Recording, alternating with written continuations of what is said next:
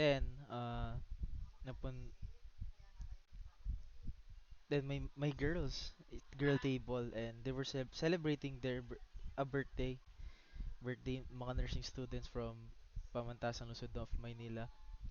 And nakausap ko yung birthday girl, then we were, you know, just chilling, chatting, talking.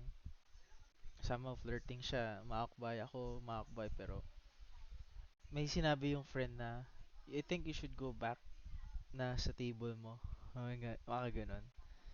So, ayun. Yun yung parang very detailed. And another thing is yung may mga set of, girl groups tapos mga gay, mga bakla.